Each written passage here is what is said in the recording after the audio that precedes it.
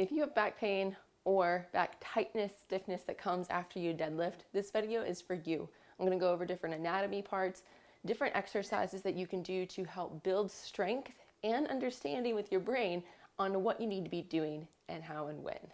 Let's get into it. So when we think about your trunk, your main base of support for the deadlift, then we need to think about your trunk as a cylinder. It actually is two cylinders. You have your bottom cylinder, which is your pelvic floor. You have your abdominals in the front, including your transverse abdominis, your external and internal obliques, and also your rectus abdominis in the front. That connects to the back side. That includes your multifidi, it includes your rectus spinae, and it includes also your thoracolumbar fascia. We also include your lats in this as well, as they're an important role, especially in your deadlift. The top of your bottom cylinder is your diaphragm. And so your breath and your ability to hold, exhale, inhale, and to activate your trunk, your cylinder, with all of those all come into play together, which is why I like to break down the deadlift into a hold.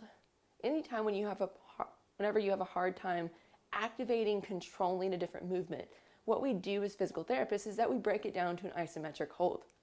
That's exactly what you're going to be doing for your deadlift.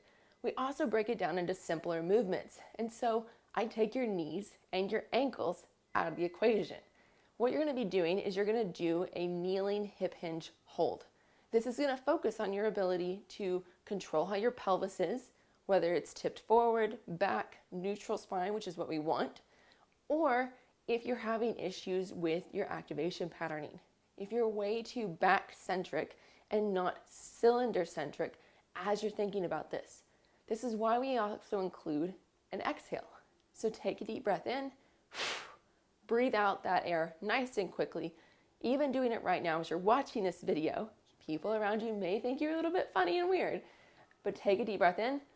You should feel your stomach expand out as your diaphragm drops because you need that area to expand. If you just feel your chest expanding, then you might need to work on some different breathing techniques. Making sure that you can expand and move your belly is an important part of understanding how to move your pelvic floor, your abdominal muscles, and also your diaphragm. Some major parts of your cylinder, especially your lower cylinder, especially when we're talking about your low back issues. So take a deep breath in, and then breathe it out very forcefully through a small opening in your mouth, aka could be more like a straw that you're breathing out through. You should feel a kind of a contracting or a coming together of your abdominal wall. Your pelvic floor should raise up to meet you, and your diaphragm should get tight. You should feel this solidness happening to your trunk. It should feel really good and stable. This is what you're going to be doing when you're on your knees, is you're going to do that. Exhale, hold, and then you're going to hold that position. Make sure this isn't aggravating your back. If you feel tightness and tension in your back, then your abdominal muscles, your control, they're not doing what they're supposed to be doing. We need them to support our back as we hold this position. Now, as you get better with that, you add load. Snag a weight, 8, 10, 25, 30 pounds, all of it includes, and grab that and hold it. Can you maintain that stability and support? Does it feel good? Do you feel your glutes working? Or are you quad-centric? Make sure your balance is on your knees. This will help you to understand how to load and build endurance for your trunk muscles and for that strength. It also helps your brain to body connection because we're slowing down the movement. We're making it where it's simpler for your brain to understand and also more simple for your brain to trust that these other muscles have what it takes. They can do it because our brain goes with what it knows, what can actually make the movement happen. You may be strong in these other areas. This core, your pelvic floor, your diaphragm, you may have those like check, check, check. Why am I still having back issues? It's because you haven't changed your movement patterning for your brain to trust what's happening. Change that by doing this exercise. Try a different way, at different angles of hip hinge and hold at those different ones. Next, we move into more of a pulling pattern or what's happening in the movement. This is a hip-centric movement, the deadlift is, which is one reason why I initially take out your knees. I do more of a good morning for people. It's honestly what I personally like doing even after they get going and after they get stronger. Because whenever you go all the way down to the floor and lift, you are getting more quads.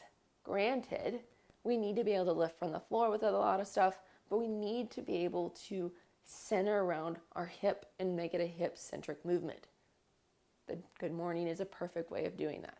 And so as you're doing your good morning, one of the ways you can do is focus on that pull, but get the pull more from your hips. And so as you attach a band and you're pulling through your legs and up, it's super hard to pull from your back here because you're just not going to get upright. And so as you relax, you drive your shoulders down into your lats, you get those controlling, you still focus on that same movement pattern that you learned in the first exercise, that cylinder hold, get that on, and then now you have the hip movement. You bring your hips up and forward, and you bring your hips down and back. This movement pattern helps you to accentuate the hip hinge. It gives you that oomph that you need to make that happen and to make it where you're not going to be pulling from your back to initiate the movement or to try to make that movement and pull. Remember how everyone's always saying, just push the ground away from you with your feet?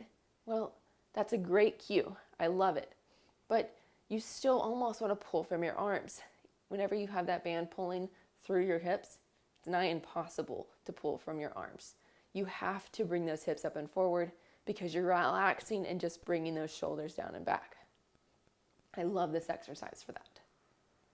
Last but not least, the other key to this puzzle is what you're doing at the initial top phase of your lift. Are you overarching your back to make it where you're standing all the way up and tall? A lot of us have a little bit of body dysmorphia or inability to know where we are in space because we haven't trained that part of us. We haven't looked at where we are in space, looked in a mirror, or had something that gives us another cue of what's happening. And so as you think about that you're doing that pull that you did the last exercise, think about that now as you're lifting from either the ground or risers, and or if you're going from a standing position down and then back up. We definitely want you to be nice and up tall, but we don't want to overarch your back to try to achieve that position. If you are thinking about, if you're a lady, you can think about where your boobs are, boob lasers. It's one of the easiest ways because usually we know where our boobs are in space. I don't know why, we just do. And so as you're coming back up, don't overarch and point the boob lasers to the ceiling. We want them going nice and straight and forward. And same thing, it's that we're moving in this nice pattern coming from our hips and our trunk is staying nice and still.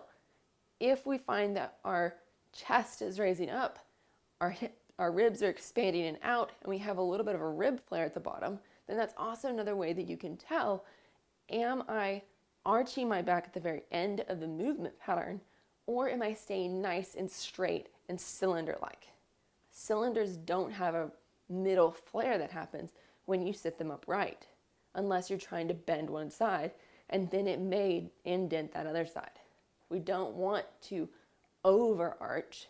We want to be nice and straight and still. And so as you're practicing just your regular good morning, thinking about finishing with your hips coming all the way forward, but not back arching all the way, because that means that you're finishing by lifting your entire load with your back.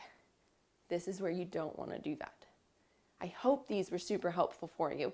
Maybe a little bit different than what you've heard on other channels, but this is how I train people to change their movement patterns as a PT, also as a personal trainer, to help you move past some of your limitations, get your trunk as strong as possible to be able to lift more and stronger loads.